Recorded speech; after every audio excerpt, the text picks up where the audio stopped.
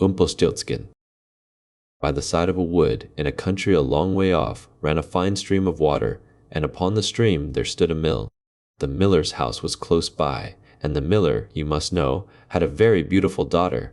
She was, moreover, very shrewd and clever, and the miller was so proud of her that he one day told the king of the land, who used to come and hunt in the wood, that his daughter could spin gold out of straw.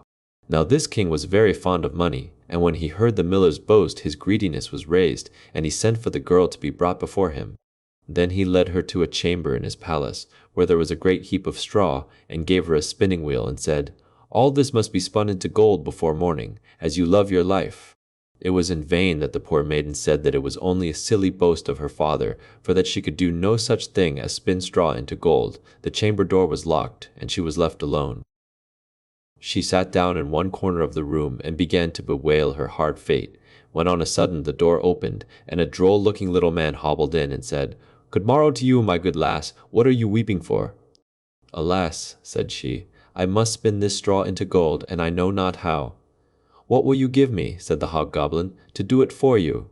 "My necklace," replied the maiden. He took her at her word, and sat himself down to the wheel, and whistled and sang, round about, lo and behold, reel away, straw into gold."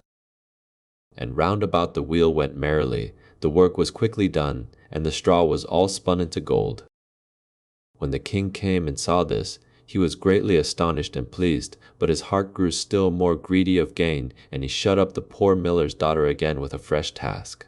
Then she knew not what to do, and sat down once more to weep, but the dwarf soon opened the door and said, "What will you give me to do your task?"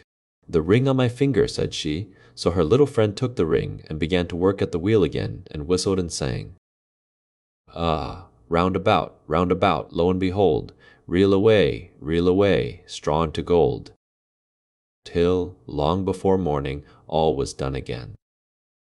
The king was greatly delighted to see all this glittering treasure, but still he had not enough, so he took the miller's daughter to a yet larger heap, and said, "All this must be spun tonight, and if it is, you shall be my queen." As soon as she was alone, that dwarf came in and said, "What will you give me to spin gold for you this third time?" "I have nothing left," said she. "Then say you will give me," said the little man, "the first little child that you may have when you are a queen."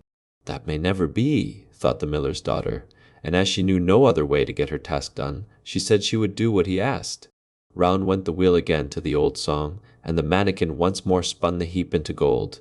The king came in the morning, and, finding all he wanted, was forced to keep his word, so he married the miller's daughter, and she really became queen.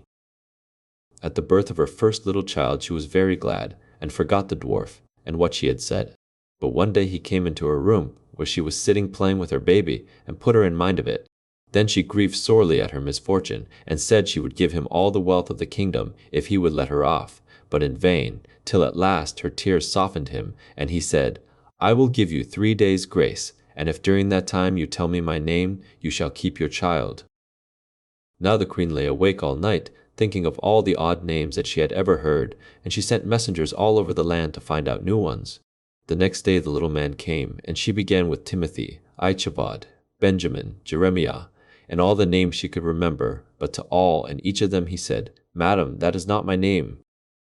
The second day she began with all the comical names she could hear of, bandy-ledge, hunchback, crook, shanks, and so on, but the little gentleman still said to every one of them, "Madam, that is not my name."